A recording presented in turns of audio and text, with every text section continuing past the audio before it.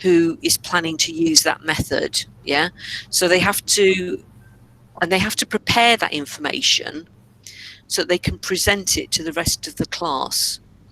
So the expectation is that each group, so let's take a group that's, let's say, for example, looking at employment agencies. Yeah, so they have to do a short presentation on the advantages of using an employment agency, and I guess you could do it either online or a physical one. So what are the advantages, what are the disadvantages, and what suggestions would you make? And it might be, these are really good online recruitment agencies. Yeah, these are good ones to use. These are ones that we didn't think were quite so good. So 3 suggestions that you might want to sort of say to anybody who's thinking about using a employment agency. And each group has to produce, I would suggest, 3 PowerPoint slides or the equivalent.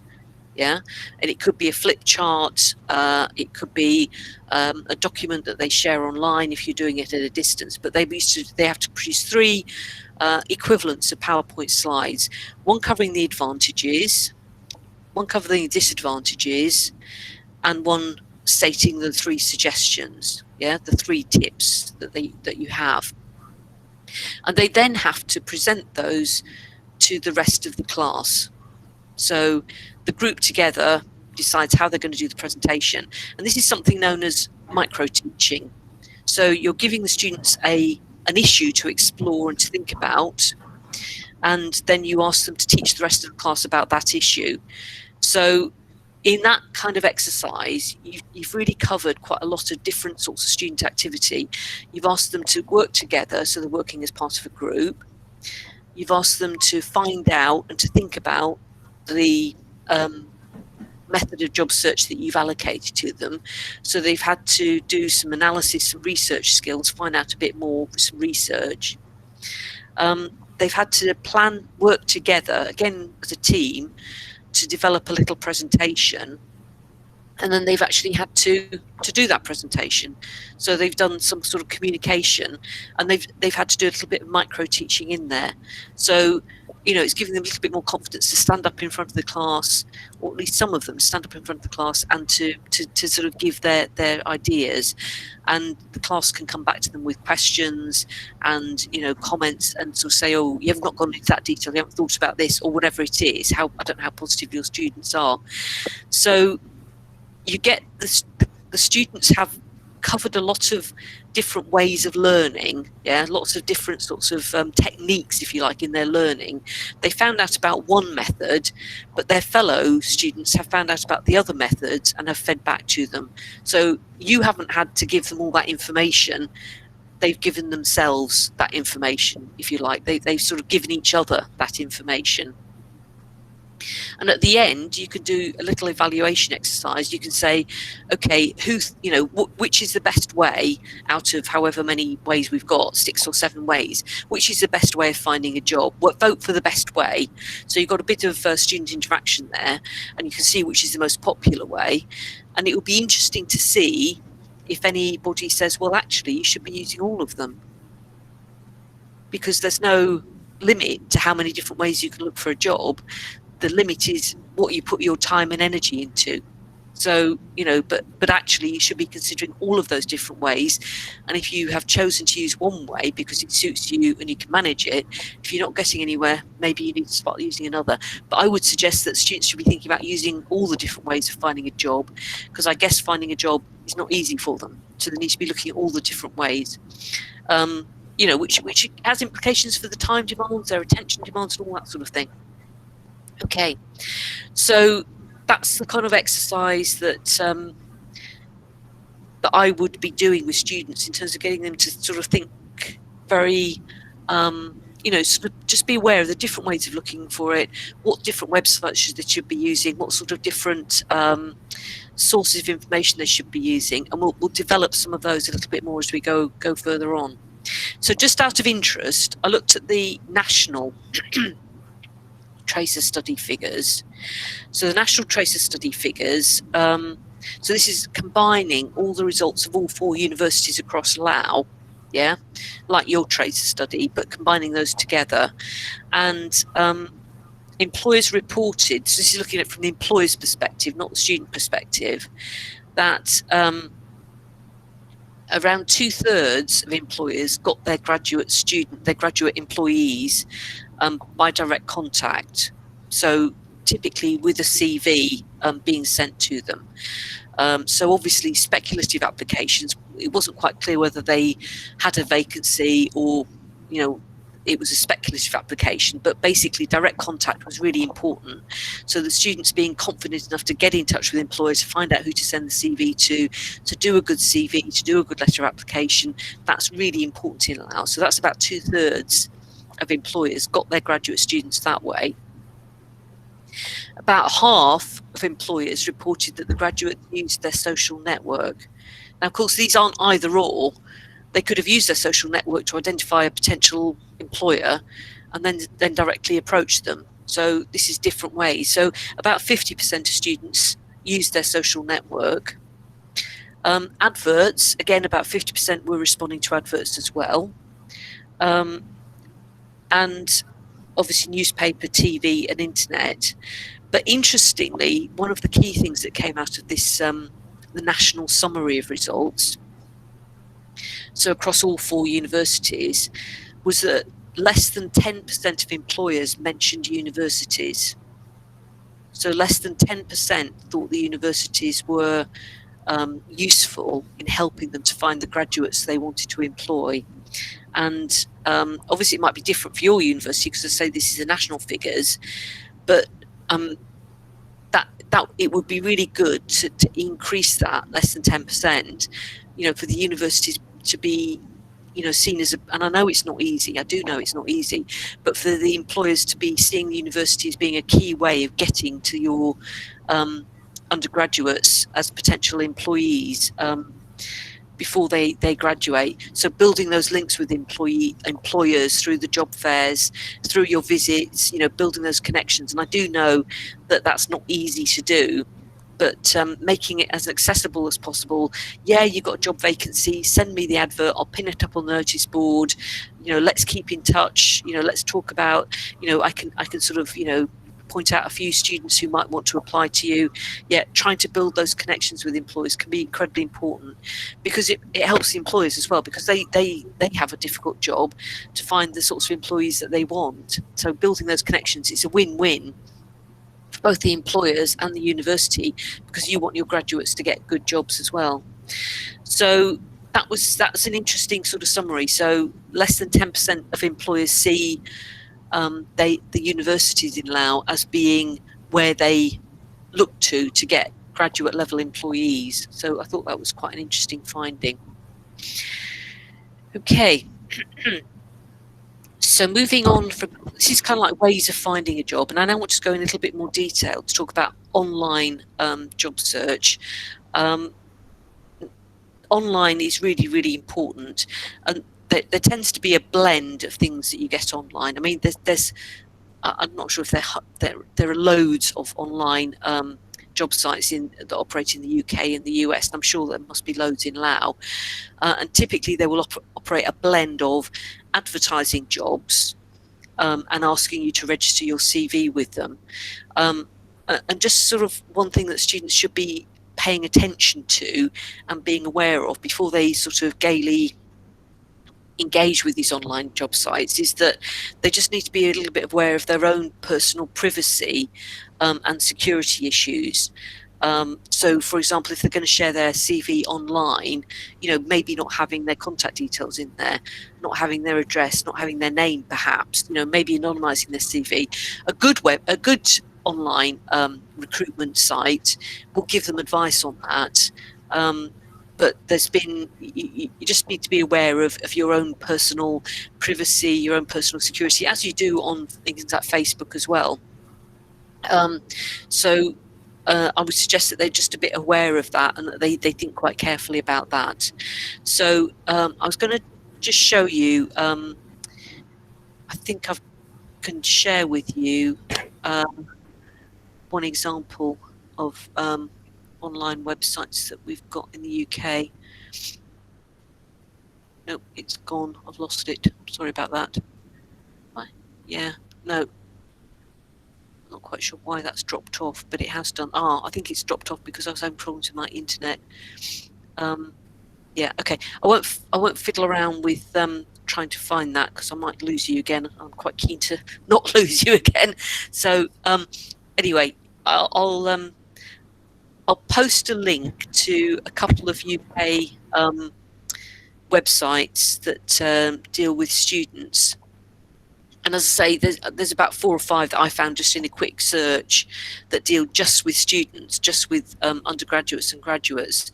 But there's a lot of more general ones as well that just deal with jobs overall. And I suppose one of the things is that this, and I don't know what the situation is in Laos, but in the UK there's so many of them that you kind of just need to be a bit more refined in terms of, you know, thinking, okay, are these ones that have got jobs that actually are realistic for me and that suit me, and are they real jobs as well?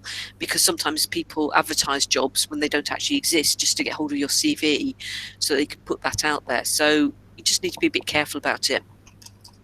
The exercise that I was going to suggest on this is that students, and they could ideally, this would be done as homework or online homework or whatever, that you ask each student to find one jobs website, one recruitment website that they would like to use, and to find a job that they would like to apply for on that website.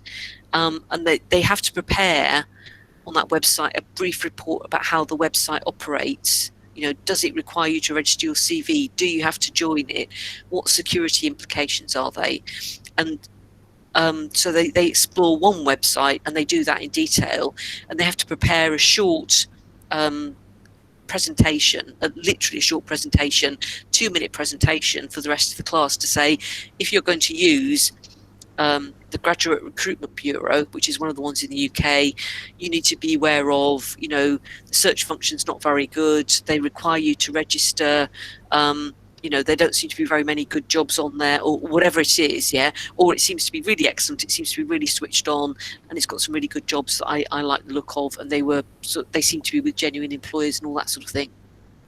So asking each student to research at least one, I mean, that would give you complete comprehensive coverage, and it may be that 1 or 2 of these multiple sites emerge as being important ones for your students to be using. So if you use each website, you know, don't necessarily get all the students to do feedback, but sort of pick out a few that represent the range of different types of website. So, okay, right, I'm just going to have a go at sharing the lecture plan that would support all of this activity.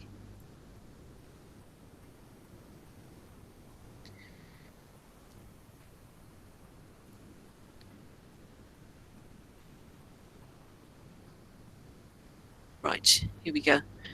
So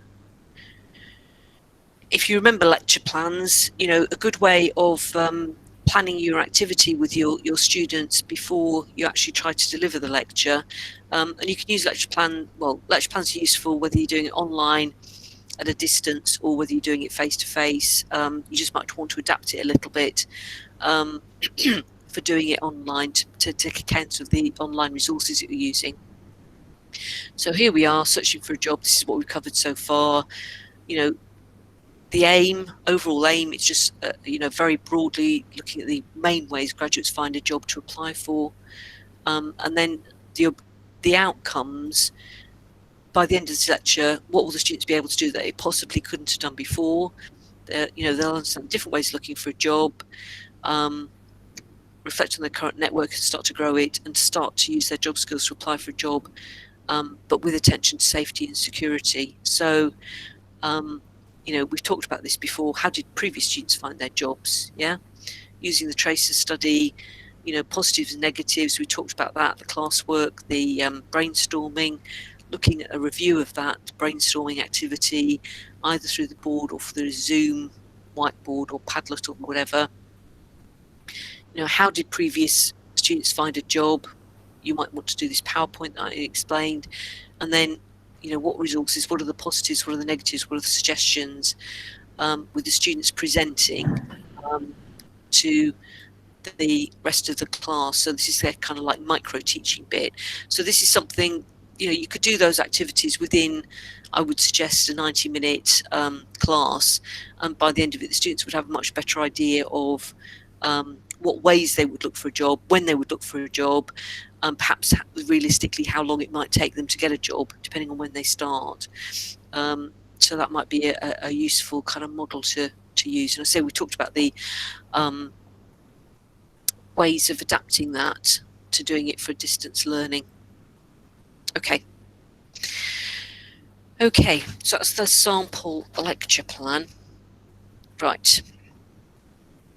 I mean, one thing that I did see that emerged from the research, the national summary research, was that it seemed that online approaches seem to be quite underused in Lao. I mean, you might tell me different, and maybe it was the way that the question was asked, but it did seem to be that online wasn't used that much, and that's clearly an area where they could be doing making a lot of use of that. Things like Facebook, social media, Twitter, that can be an important, if you follow people, if you follow the relevant employers, they might be advertising vacancies there. They might be advertising jobs on Twitter. I don't know if you use LinkedIn in Lao, but that's a professional website where you literally it's kind of about registering your CV, not quite your CV, but putting your personal details up there, and then saying whether you're open to being approached or looking for jobs, and seeing it'll send you suggestions of jobs that might suit you, for the sort of things that you register that you're interested in. So that kind of social media, where it's not just actually the job website, but actually just using social media from the job's point of view, can be important as well. Okay. Right. Moving on now, I want to talk about connections. Families and friends, and broader connections. And I wanted to kind of labour this point a bit, because it's something that people sort of always say, oh yeah, it's really a useful way of doing it, but it's kind of like it's being a bit systematic about this as well. But family and friends seem to be an important part of finding a job. The national data showed that 50% of students made use of their networks in order to find a job. And it's not necessarily that their family or their friends will get them a job, but it's about getting them to understand what sort of jobs might be out there, which employers might be looking, what sorts of things they were looking for. It's about sort of understanding more about the job market. So I've done a sort of little example in the handbook. That sort of somebody who's a final year student, he's interested in working abroad, but he's got nobody in his immediate family and friends who's actually worked abroad, even though he's interested in doing it. But then he talks to a long-term family friend who herself has never worked abroad, but then she remembers the brother of her best friend who's done a lot of work abroad. So she asks her best friend. So this is a family friend's best friend's brother. Yeah, it's not an immediate connection. Yeah, but it's an extended connection. So the family friend asks her best friend, who asks her brother, if he's willing to talk to the student. And of course he's quite happy because his sister's asked him. Yeah. So the brother then has a conversation with the young student, and can talk to him about working abroad, about the good parts and the bad parts of working abroad, about which sorts of companies he might want to be thinking about working for if he wants to look abroad. So you can have a discussion, and typically when people are having a discussion with contacts, it's quite important that they ask general questions, that they ask people for the benefit of their experience and their knowledge, rather than asking them for something. Rather than saying, oh, can you introduce me to this employer? people are much more receptive and will be open to discussing, giving advice, giving sort of general advice and insights and their experience, rather than actually being asked for things, particularly if they don't know you. So you start off with a general question about sort of, how do you find working for this employer? What's it like? How's your, are they good on training? Are they good on promotion? What's it like actually working for them? Or I want to look for a job in environmental science. What would your advice be? These are my particular areas of interest. You obviously work in this area. What's been your experience? So, it's asking for advice. It's asking for them to build on their experience. It's not asking them to do anything at the initial point, but it's just about asking for advice. And people are normally very willing to give their advice, and their insights, but they won't want to be asked to make an introduction to the employer unless they know the young graduate. They get to know the young graduate quite well. They won't just sort of say, oh yes, they'd be unlikely to do that anyway. So they need to sort of think about how they ask and how they utilize their social connections as well. But one thing for sure is that if you start telling people that you as a young graduate, you're coming up to your graduation next year and you want to find a job in I don't know, agriculture and engineering, if you start telling your family and friends of that, then you will start to sort of see whereabouts the connections could be that could help you. People will come back with help. Generally speaking, your contacts want to be helpful to you. They want to help you get to where you want to be. So they may come back with suggestions of people to talk to or people they could introduce you to. Now, one thing I wanted to cover at this point is that some students, because of their particular family circumstances and their background, won't have these sort of family connections, these family and friends connections. And there's evidence. I mean, this happens in every country, every society, that sometimes your students might be the first people in their family who've ever gone to university, and they maybe just don't come from that kind of family and sort of setting where people get professional jobs, and they'll be very well aware of that, and they'll be quite sensitive of that. So you do need to sort of treat that with a bit of sensitivity, and maybe just do the mapping in a very sort of general sense. And the evidence is that people who don't have those sorts of social networks that can support them do significantly worse in terms of finding a job and finding a good job. So they are at a disadvantage, and they kind of need to make the most of any connections that they can make while they're actually university students. And they have got potential to grow their connections as well. So just because they haven't been given any from their current position, they can make connections with university lecturers, they can make connections with the employers that they're meeting. They don't necessarily need to go and work with these employers, but they could have a connection with them, sort of get them on trays. And also any part-time employers, any vacation employers that they have, so they can be making their connections, but they kind of need to think about doing that actively if they haven't got a natural load of connections kind of around them. So they need to be a bit more active about doing that. And maybe you as university lecturers need to be aware of the sorts of students that have that impacting on them, and sort of be more helpful to them to reflect that. It can be really, really important, if somebody wants to go and work in the legal profession, for example, to have somebody who works in the legal profession, or several people in the legal profession they can talk to about it. They need to make that contact. If they haven't got that they can make through their natural social family contacts, then they need to kind of build those sorts of links themselves. So a student exercise about this. So my suggestion is that you ask students to map their contacts, and they can do this themselves. It doesn't have to be anything that they have to share with anybody else, but it can be a useful exercise for them to think, and it forces them to sort of think a bit more kind of logically and a bit more systematically about the natural connections that they've got, because we all, there's a sort of body of people, we all have sort of surroundings with them, and there's this theory, isn't there, that within 6 connections you can find anything or anybody, because of the way that the whole world is interconnected with each other, particularly through digital means. So if I need to find an educationalist who's working on employability in Tibet, yeah, I should be able to do that within 6 connections. I should be able to contact somebody who knows somebody else, who knows somebody else, who knows somebody else, that will get me in touch with an educationalist in Tibet. So that's the theory. But the student activity that I wanted to talk about, and I hope that right, okay, where has it gone? Here we go. Yes, okay. So what I'm suggesting is that you ask your students to kind of do a bit of a mapping exercise where they do a diagram, and it's personal to them, but you're going to want to see some outcome from it. So that's kind of the test that they've actually done it.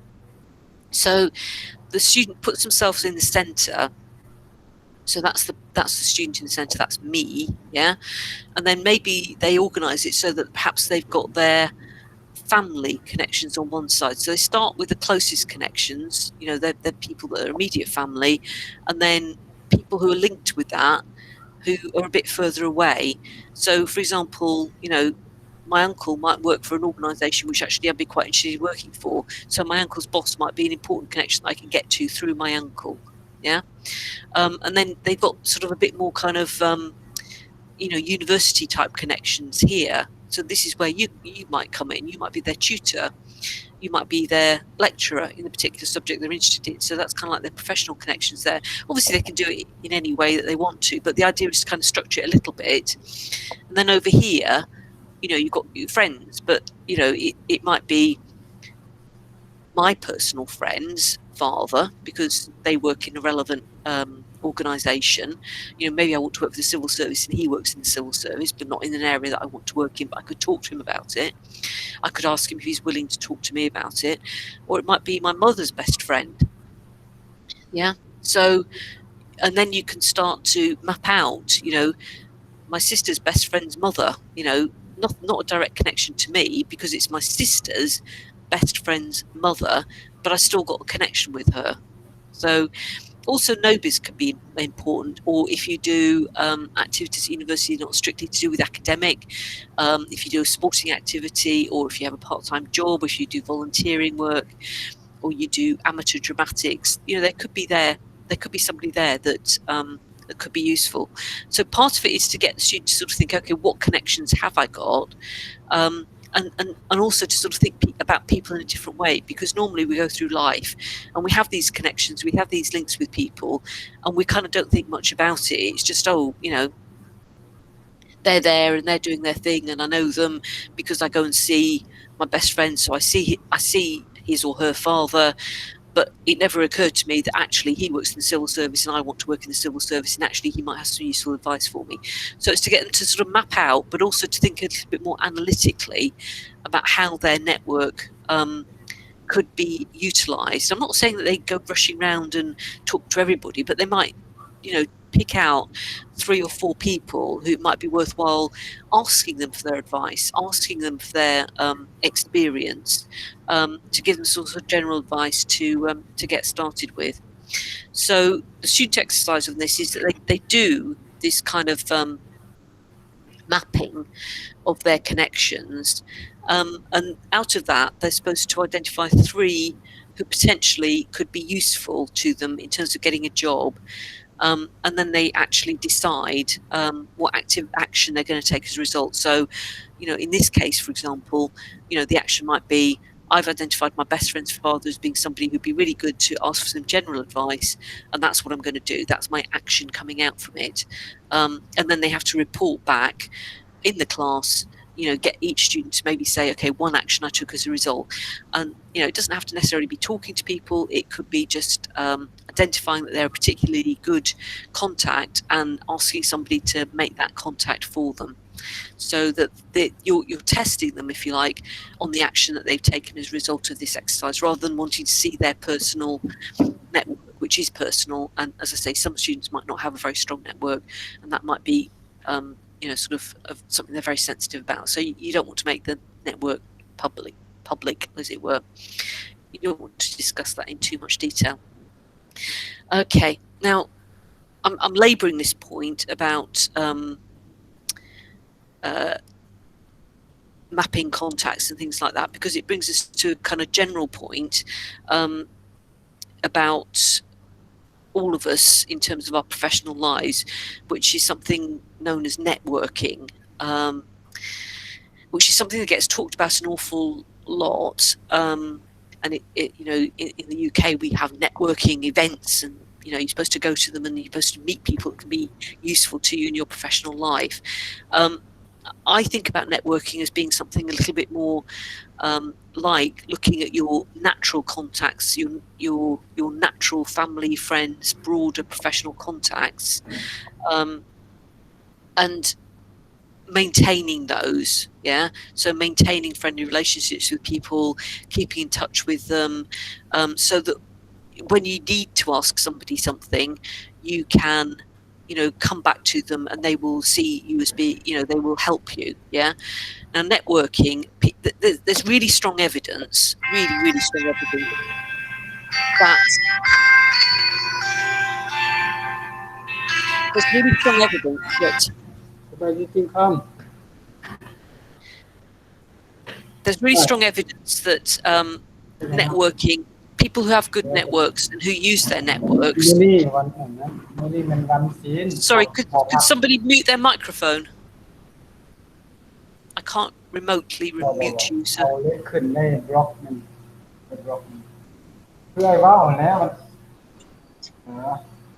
Actually, you can control the microphone of all participants. It's telling me I can't. Okay, so anyway. Right. Okay, so what I'm trying to say is networking, if people have good network and they use their network professionally, then the evidence is that they have a much more successful professional life. So this is something for all of us to think about, you as well as me, to sort of think about what is our network like. And it goes far beyond just asking somebody to be a referee for you. It goes far beyond that. So if I can just give you an example from my own personal experience. One of my colleagues who I worked with in 2015, so 6 years ago, in Colombia, in South America. She was in Colombia. I was working for the UK government. We went, I visited Colombia. I was working in Colombia and I was working quite closely with her. And anyway, I got an email out of the blue saying, oh, you know, how are you, Pam? You know, good to get in touch with you. I want to work in these sorts of areas. You know, can you put me in any directions? And I was very happy. We had a very good working relationship, and I was very happy to have a Skype call with her and to say, oh, we'll think about, you know, applying through this body and that body and doing this. So making some suggestions about the organisations she might think about, the approaches she might take, because she's at a younger stage, you know, she's much younger than me. She's at a much earlier stage of her career, and she's working now in Europe. And of course, I'm much more familiar with Europe than she is from South America. So I was able to point her in several directions to find appropriate websites to register with, appropriate approaches to take, you know, where she might do. So I was delighted when I got an email from her several months later saying, oh, thanks so much for all your advice. You know, it's really useful. I've managed to get myself sorted out with a permanent job. You know, so that was great. And it's not that I introduced her to the permanent job. I gave her some ideas. I gave her some information about how things work in Europe, you know, how the connections work.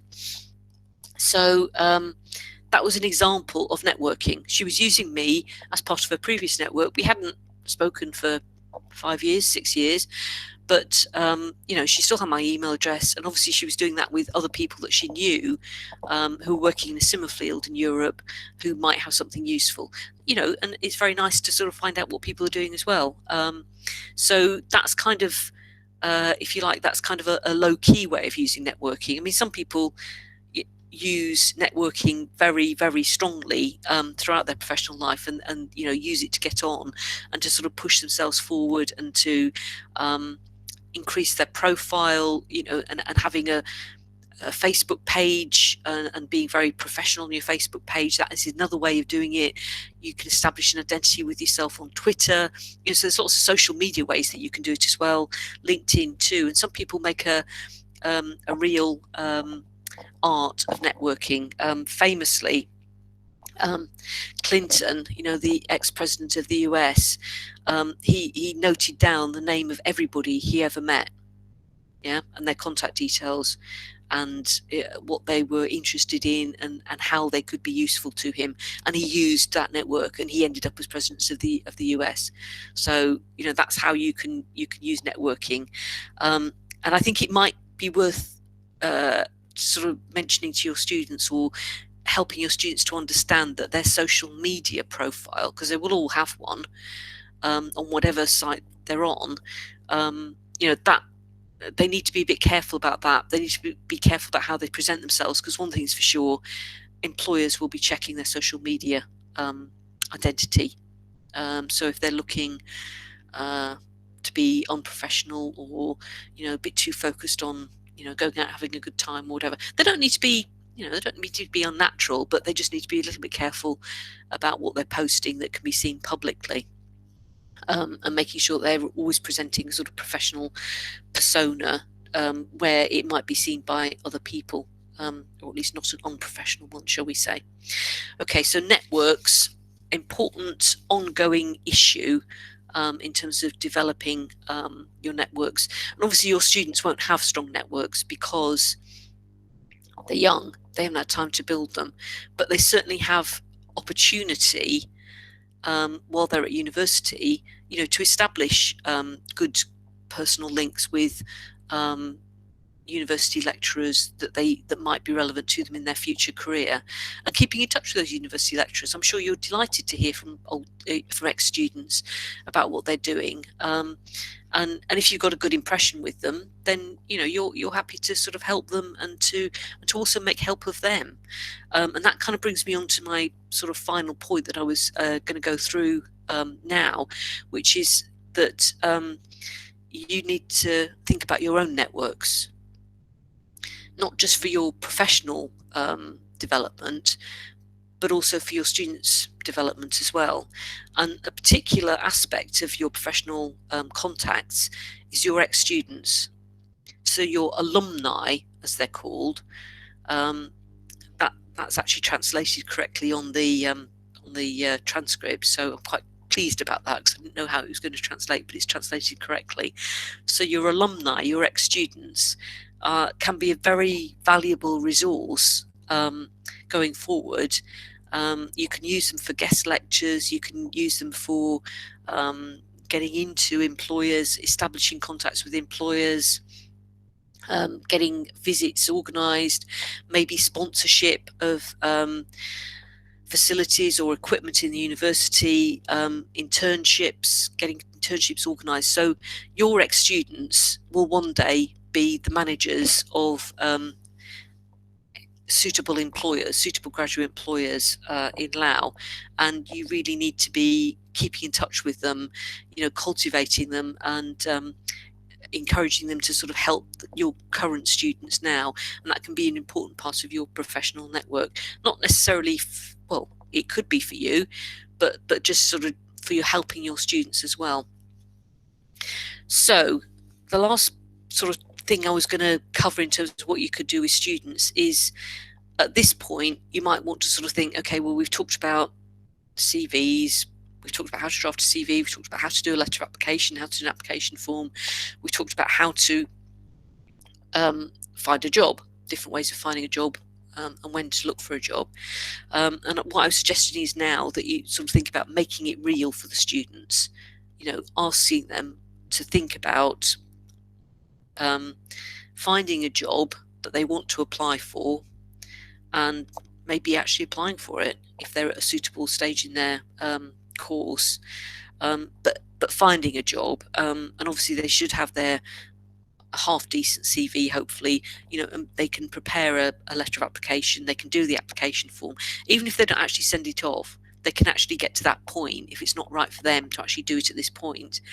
But it's trying to turn it from, you know, with the best one in the world, theoretical exercises that they're doing in class or they're doing online or they're doing at home, into something that's actually real. So they've got to find a job that they would want to do and work out how they were going to apply for it and get to the point of actually being ready to apply for it, perhaps. Okay, so that's the last kind of bit of content that I was going to cover. In terms of tasks for next week, well, your first task is going to be, please do those 2 quizzes that are in the Moodle course. The Moodle course has got all the resources that I use, so it's really important that you access that, so you can get access to those resources. And I would also suggest that if people have got resources that are useful and might be useful to other people, they put them in the Moodle, or you ask Dr. Santi to put them in Moodle if that's possible. So please have a look at the quiz. As I say, I think it's open now until Monday, and it's taking us back to last time. But I'd really like to get your feedback on those questions that are in there, and they're questions that go back to CVs and also review the letters of application. So do the quiz. Next, your task is to find the university's trace to study, ideally in Lao language, and I'm hoping that somebody on the call has that and can put it onto the Moodle so everybody's got access to that.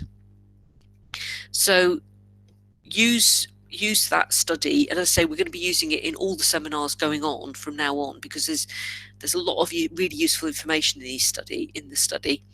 At this point, you're looking at information about, you know, when students look for a job and how they look for a job, and maybe how employers actually find the students they want to employ, and sort of look at the information that you can get from that, and maybe use that as being a way to introduce the topic to your students. Do a sort of quick analysis on that. Plan and prepare your lectures, your inputs around job search.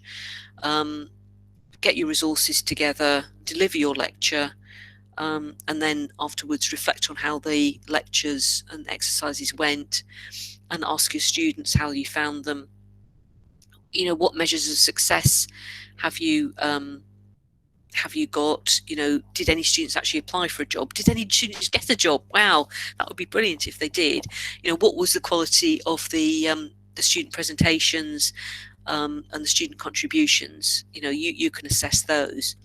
So what went well with your teaching and learning sessions, your lectures, and what didn't go so well, and how would you do it differently next time? You know, use it as a learning experience, use it as a bit of experimentation.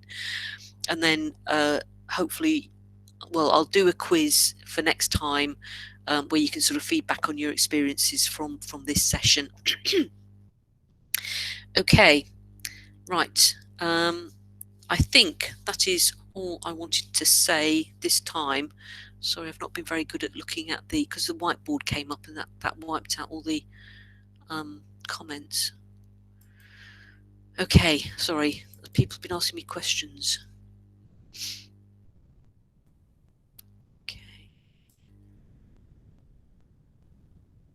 Okay, I think they were questions that, yes.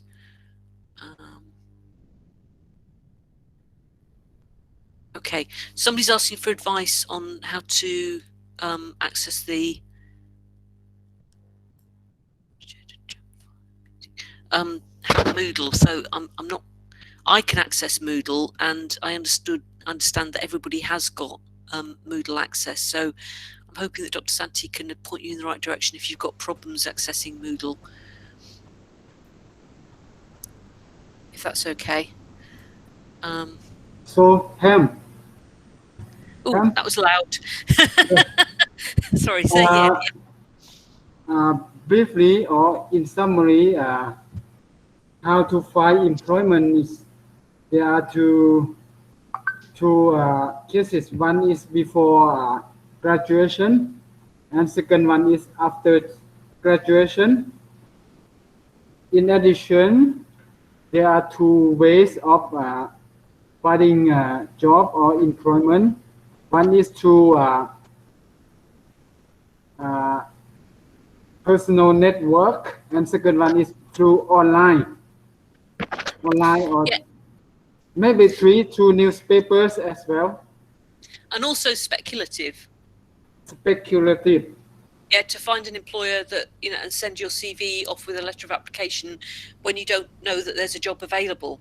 Yeah. So I think there are several ways. If you look at the handbook, and you may think of other ways as well. If you look at the handbook section, you know, there's job fairs. You know, they go on internships. You know, there's a number of different ways that they might get into an employer. They could look at job adverts. Employment agencies appear to be quite important in VNTN. Yeah, if you look at, you know, how so registering with employment agencies. So it's not meant to be a definitive list, but it's kind of like what you can think of. Yeah, I'm trying to put my best suggestions down there. Yeah. Okay. Yes. Yep. Thank you, Pam. Okay. You're welcome. Thank you for the question. Yeah, Dr. Pam, can I have Yes. a question, please? Sure. Yes, regarding to the condition relating to job applications, I would like to ask your advice. For example, if I apply a job at a company where my best friend or my cousin already work in that company, so should I tell the employer about my best friend or my cousin, or I should not? It's better. I mean, it's more advantage for the application. Okay. I think it's up to you. Yeah, I think it's your decision. I don't think it can do you any harm because some companies have very strict rules that you cannot apply for a job when you have a relative that works there, or if you do, you have to tell them. Yeah.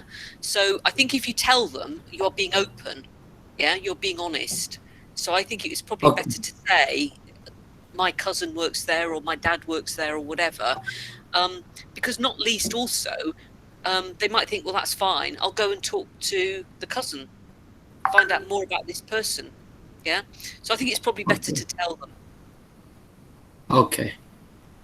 Because I worry that if I tell the employer that my father or my mother is already work that company, so maybe the employer will think, oh, maybe I'm working there because my mom just linked me to that company. So it would be not disadvantage for me when I apply the job.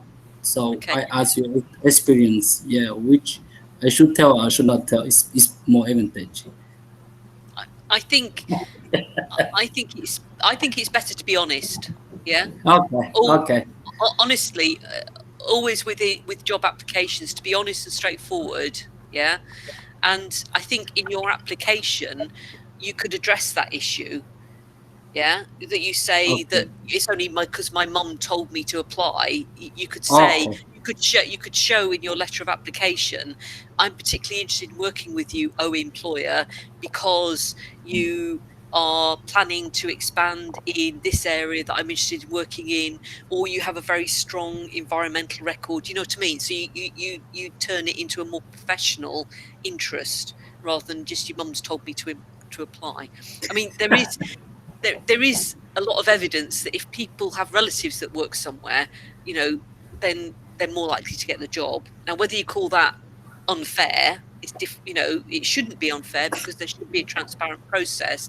So I think you try and emphasize that you're professionally interested, in the company. Thank you very much. It's clear. Yeah, thank you. Okay, thanks for the question.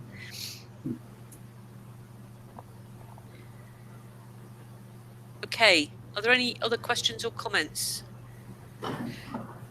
I'm so pleased that my internet has survived because it was really dodgy. It was telling me there was no internet when we went to start at 9:30, so I was very worried. But it seems to have held up okay, so I'm really pleased with that. Okay, participants, please turn on your camera. We will take a photo soon, group photo soon. Okay, all right. I'm not sure how that's going to work, Dr. Santi, but willing to give it a go. I wish you told me we were having a photograph. I would have started. I have a very busy background, which is the wallpaper in the room that I'm in. So it's a bit busy, really. So. Okay. Any more comments, questions while we're waiting for the group photo? Do you want me on this group photo, Dr. Santi? Oh, he's busy getting things organised. So.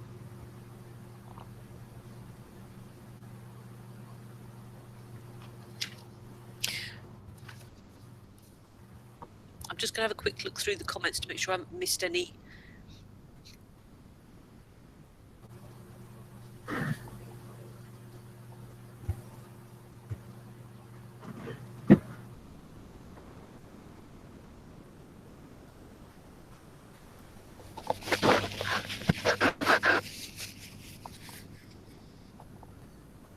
Okay. I already take photo. One more photo. Oh, you're taking photos already? How scary. Not yet. Okay. I will take photo now. Okay. Okay. It's my. Okay. Thank you. Okay. I'll share the photo on this WhatsApp group and say to Pam by email. Okay, that's great. Thank you very much.